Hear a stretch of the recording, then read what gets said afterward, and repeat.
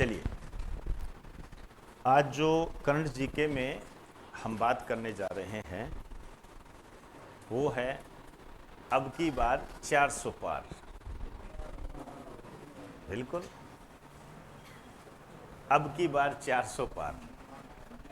आपने न्यूज़ पढ़ी होगी कि ब्रिटेन में अब की बार 400 पार। भारत में तो नहीं लगा वो, लेकिन वहां पर 400 पार लग गया। मेरी बातों को समझने का प्रयास करना, ये बहुत काम आएगी। मैं चाहूं तो इस टॉपिक को 5 मिनट के अंदर खत्म कर सकता हूं, चाहूं तो, लेकिन एक समझ आपके अंदर यदि ये पैदा हो गई तो मान के चलना, कहीं से कोई भी क्वेश्चन उठ के आ जाए, चाहे सब्जेक्टिव ही क्यों ना हो, और आप समझ जाओगे कि ये चाहता क्या है, चाहता क्या है। कोई भी व्यक्तित्व, मैं जैसे ही नाम लूंगा आप अपने आप समझ जाओगे उन चीजों को। आइए, हेडिंग डाल दीजिए, ब्रिटेन में चुनाव।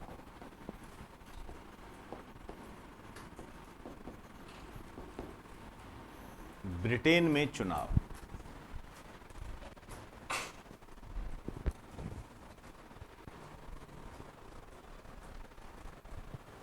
ठीक, आइए देखिए, यदि हम चुनावों की बात करेंगे तो ब्रिटेन के संबंध में यदि हम देखें तो आपको अच्छे तरीके से बताया हुआ है कि ब्रिटेन होता है, ब्रिटेन में 3 सिस्टम आते हैं।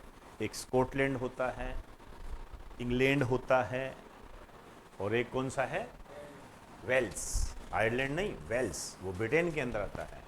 उसके अंदर यदि आप उत्तरी आयरलैंड को जोड़ देते हो, आयरलैंड भी पूरा नहीं, उत्तरी आयरलैंड, उसको जोड़ देते हो तो वो क्या बन जाता है, यूके बन जाता है। इस प्रकार की बातें हम वर्ल्ड ज्योग्राफी में करते हैं, तो वो मैं नहीं बताने जा रहा।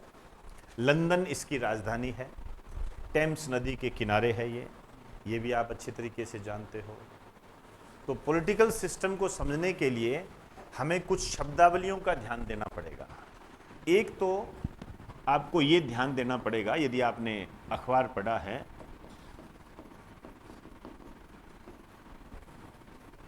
टेन डाउनिंग स्ट्रीट, ये बहुत अच्छा क्वेश्चन है।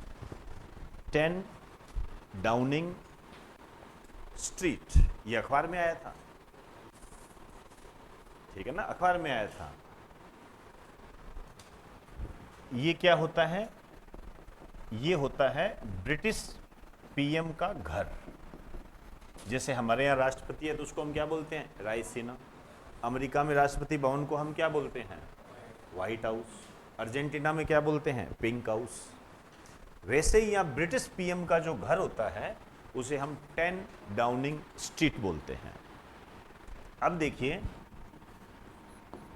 भारत में जो संसदीय व्यवस्था है उसका विचार हमने कहां से लिया है, ब्रिटेन से लिया है। ये हम पढ़ते हैं, वो नहीं लिखाने जा रहा, लेकिन ओरली आपको बता दिया, जिसको लिखना हो बाद में लिख लेना। तो इसका मतलब हमारे लिए महत्वपूर्ण बन जाता है कि ब्रिटेन में कैसी व्यवस्था है। तो एक तो ब्रिटेन की जो संसद है उसको हम पार्लियामेंट बोलते हैं। हमारी संसद को भी हम क्या बोलते हैं, पार्लियामेंट। तभी आपने नाम पढ़ा होगा ब्रिटिश पार्लियामेंट के चुनाव, ठीक है। जैसे हमारे यहां पर लोकसभा होती है, राज्यसभा होती है, जिसको हम निम्न सदन और उच्च सदन के रूप में देखते हैं, हम अपर एंड लोअर। हमारे यहां जो उच्च सदन होता है, ठीक है, उसको हम क्या बोलते हैं, राज्यसभा। और यहां जो उच्च सदन होता है उसको हम कहते हैं हाउस ऑफ लॉर्ड्स। अब ये सब आपके लिए इंपॉर्टेंट चीजें हैं, हाउस ऑफ लॉर्ड्स। और जो हमारे यहां लोकसभा होती है, निम्न सदन, वहां पर हम क्या बोलते हैं, house of common. House of common, आप ये नाम पढ़ रहे होंगे अभी, हाउस ऑफ कॉमन। तो अभी जो चुनाव हुए हैं वो हाउस ऑफ कॉमन के हुए हैं, ठीक है ना, जिसको हम ब्रिटिश चुनाव कह देते हैं।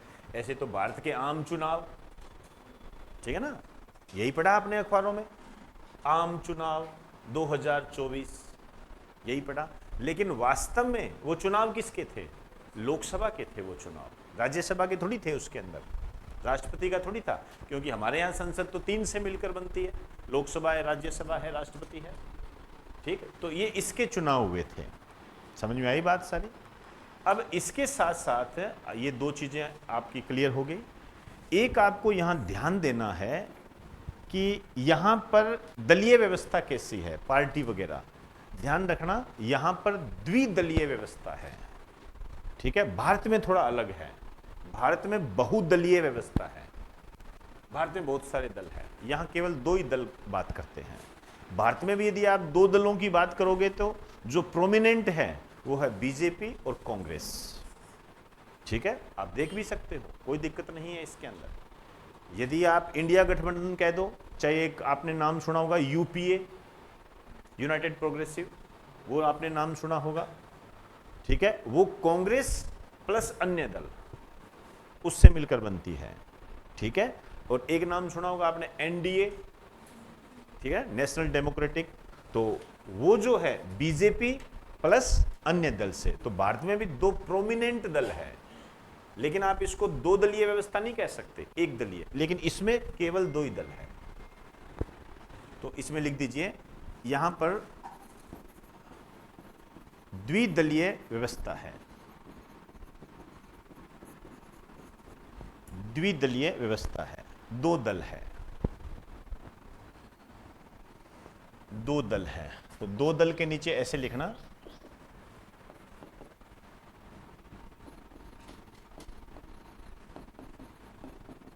कंजर्वेटिव पार्टी,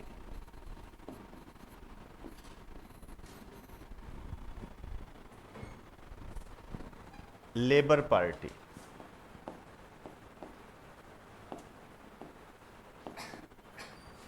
दो प्रकार की पार्टी है ये, एक कंजर्वेटिव पार्टी है और एक लेबर पार्टी है।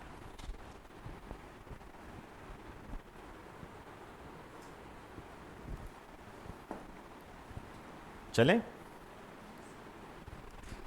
देखिए विश्व में 2 विचारधाराएं चलती है, ठीक है ना, 2 विचारधाराएं चलती है। एक को हम बोलते हैं वामपंथी, ठीक है ना, जिसको हम लेफ्टिस्ट बोल देते हैं। एक होती है दक्षिणपंथी, जिसे हम राइटिस्ट बोल देते हैं। जो वामपंथी होते हैं वो क्या है, सबको साथ लेकर चलते हैं और उदारवादी होते हैं, लिबरल होते हैं, ठीक है। और जो दक्षिणपंथी होते हैं वो कट्टर होते हैं, ठीक है ना। यदि आपने अभी आज या कल का अखबार पढ़ा है तो आपने देखा होगा फ्रांस में भी चुनाव हुए हैं, फ्रांस में भी चुनाव हुए, जिसमें आपको पता लगा होगा कि शायद एमेनुएल मैक्रो दूसरे स्थान पर है या तीसरे स्थान पर है, ऐसा सा आया है ना, तीसरे स्थान पर है, ठीक है। तो वहां पर आपको ये शब्द मिल जाएगा वामपंथी, ठीक है ना, दक्षिणपंथी, वहां पर आपको शब्द मिल जाएगा। तो इन विचारों को समझने का प्रयास करें। 2 विचारों पर दुनिया चलती है, डिपेंड करता है कि आप कौन से विचार अपनाते हो, समझे बात को। देखिए ये जो कंजर्वेटिव पार्टी है, नाम से देखो, ये क्या ना, ये बड़ा कंजर्वेटिव है, ठीक है ना। तो इसके ये क्या होते हैं, इसके संकीर्ण विचार होते हैं, ठीक है ना।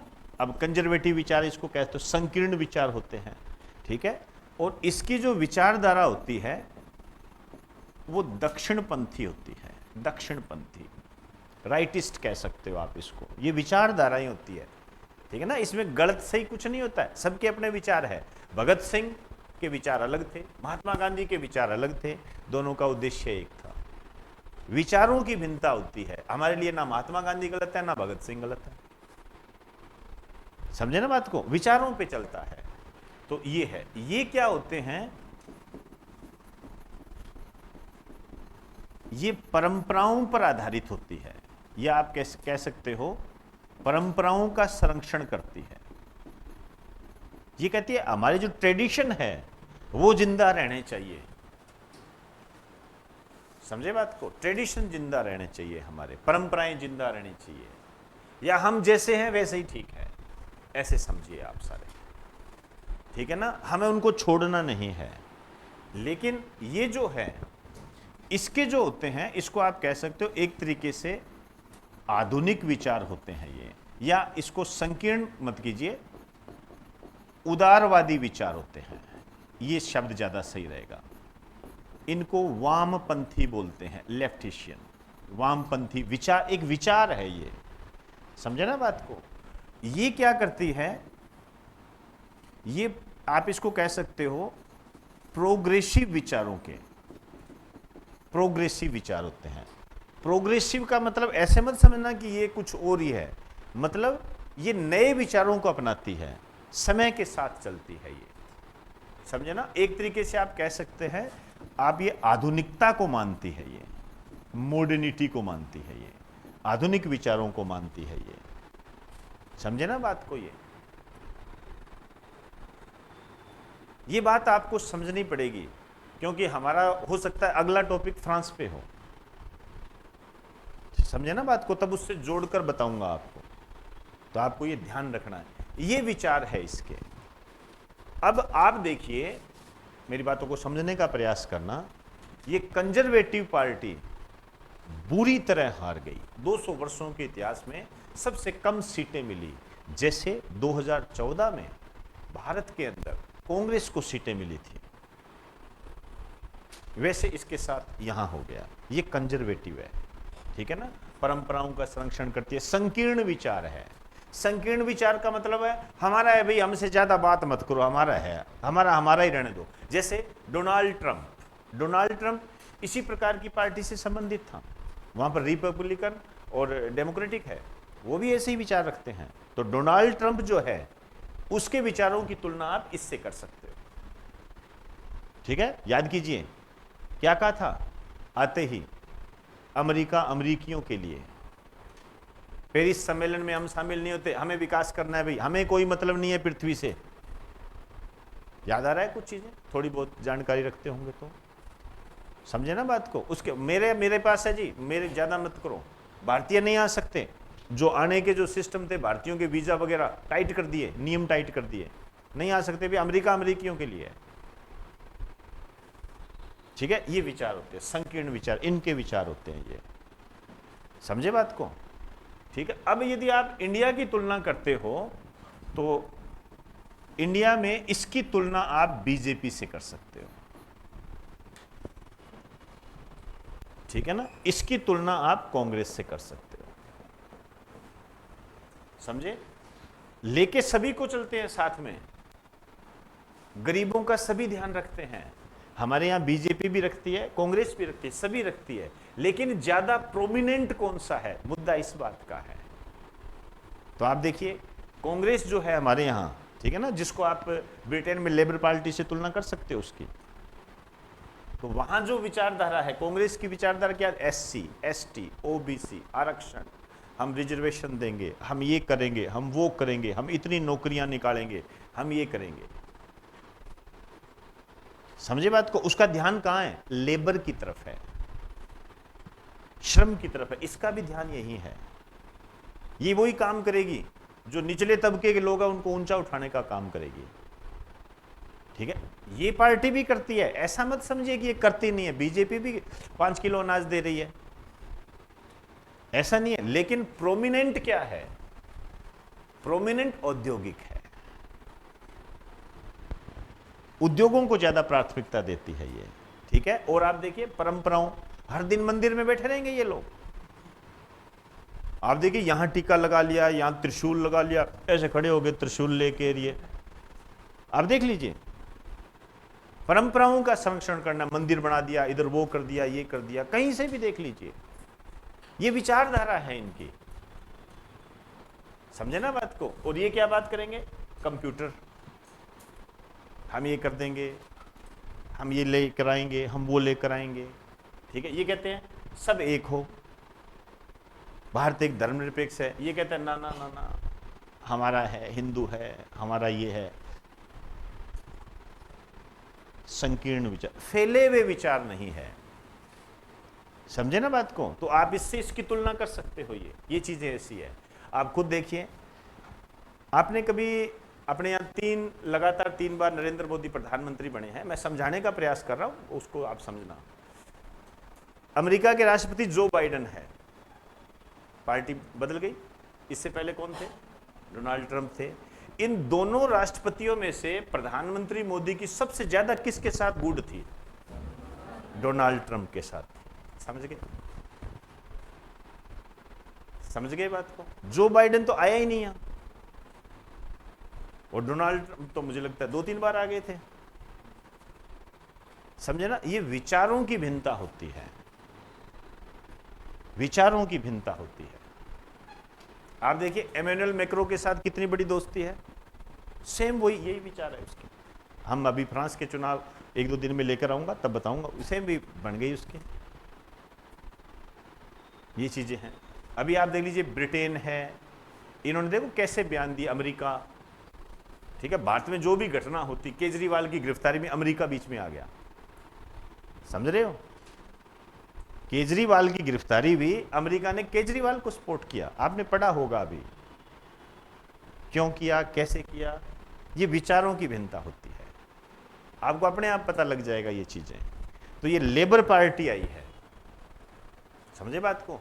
अब ये इनकी विचारधारा अलग होती है, ये विचारधाराओं पे चलती है सारी चीजें। अब जिसको जो विचारधारा पसंद होती है वो उस तरीके से करता है। तभी तो आप देख लीजिए कि भारत में बीजेपी को सबसे ज्यादा समर्थन कौन करता है? जो बिजनेसमैन होता है, जो उद्योगपति होता है, वो देता है। ठीक है, SC ST ये अब जिनको बुला लिया है वो तो एक अलग बात है, लेकिन जनरली करते नहीं है, ये नहीं करते उसको। ठीक है, निजीकरण वगैरह ये नहीं चाहते ये लोग, ये चीजें। समझ में आई बात सारी? अब आपको देखो, डोनाल्ड ट्रंप जब राष्ट्रपति बने थे तब उनकी पार्टी का नाम पूछा गया था ग्राम सेवक के एग्जाम में, पार्टी का नाम क्या है उनका। तो अब जो ब्रिटेन में बने हैं, जैसे मैंने आपको बताया कि अभी जो चुनाव हुए हैं,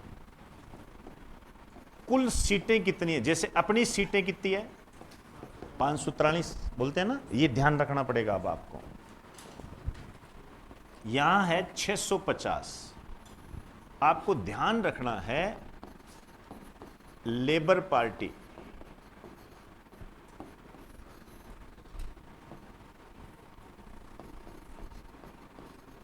कंजर्वेटिव पार्टी,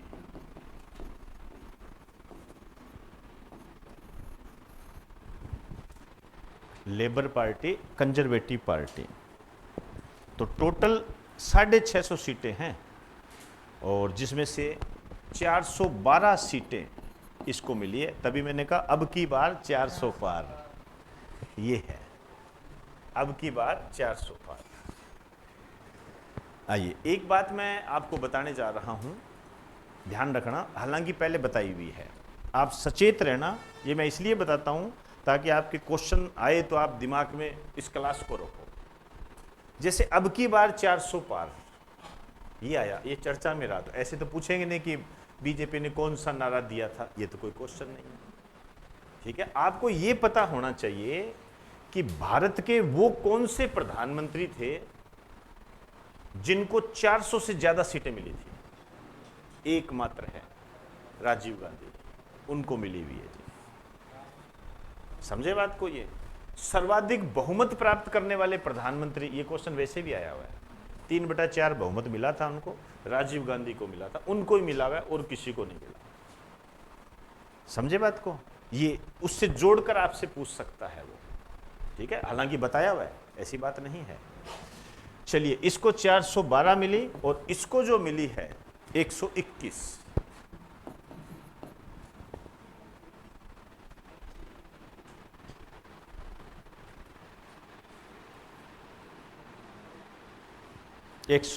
अब कोई सीटें वगैरह होती है, कोई हाउस ऑफ कॉमन है, उस तरीके से तो 412, ये ध्यान रखना। आइए, प्रधानमंत्री कौन बने हैं बताइए? जो यहाँ के ब्रिटेन के जो प्रधानमंत्री बने हैं, ये नाम तो देखिए आपको याद ही होना चाहिए, किर स्टारमर। किर स्टारमर, 2-3 बार बोलोगे तो हो जाएगा। तो मैं दोबारा लिख रहा हूं ताकि आपको कोई समस्या ना आ जाए। ये क्वेश्चन आपके आएगा, ये आएगा मेरे से। आप मतलब मैं ये नहीं कह रहा कि आप जिस एग्ज़ाम में बैठो, आजकल कई पारियों में एग्ज़ाम होते हैं, उसमें किसी पारी में से एक आपको मिल जाएगा ये क्वेश्चन, और ज़रूर मिलेगा। जब भी ये चीज़ें आती है, चाहे अमेरिका का बने, ब्रिटेन का बने, तो ये क्वेश्चन पूछा जाता है। लेबर पार्टी, लेबर पार्टी, इन्होंने ऋषि सुनक का स्थान लिया है। ये भारतीय मूल के थे, आप जानते हो। हमारी सबसे बड़ी समस्या पता है क्या है? जितना मैं समझता हूं, भारत की सबसे बड़ी समस्या ये है कि भारत है ना, बोलता बहुत ज्यादा है। जब ये ऋषि सुनक प्रधानमंत्री बने थे ना, आप सोच नहीं सकते, भारत ने लिया बदला, भारत ने लिया बदला। अब तो हमारा ही आदमी बैठा है, तो फिर जाओ ना, कभी बिना वीजा के जाओ। ऐसे नहीं होता कभी। वही बात होती है, क्यों हम सरपंची तक सीमित रहते हैं, हमारा ही सरपंच है, तो हम उस सरपंच के रूप में इस ऋषि सुनक को देख लिया हमने। ये जब बने थे ना, तब के आप न्यूज़पेपर वगैरह यूट्यूब देखना, भारत ने लिया बदला। बताइए, आधुनिकता के इस दौर में हम बदले की बात कर रहे हैं। और कहीं भी आप देख सकते हो, हम कोई क्रिकेट मैच जीत जाते हैं, हमने लिया बदला, हमने खेल में भी बदले को शामिल कर लिया। जबकि खेल का आधार तो प्रेम होता है, कंपटीशन होता है। उसमें आपने देखा होगा, खिलाड़ी जो होता है, हारने वाला जीतने वाले को बधाई देता है, वो ऐसा करते हैं। लेकिन बाहर हम उसका उल्टा कर देते हैं। हारने वाला कहता है नहीं, गुड, आप बहुत अच्छा खेले, और बाहर हम कहते हैं हमने बदला ले लिया। सोचिए उनके मन पर क्या बीतती होगी।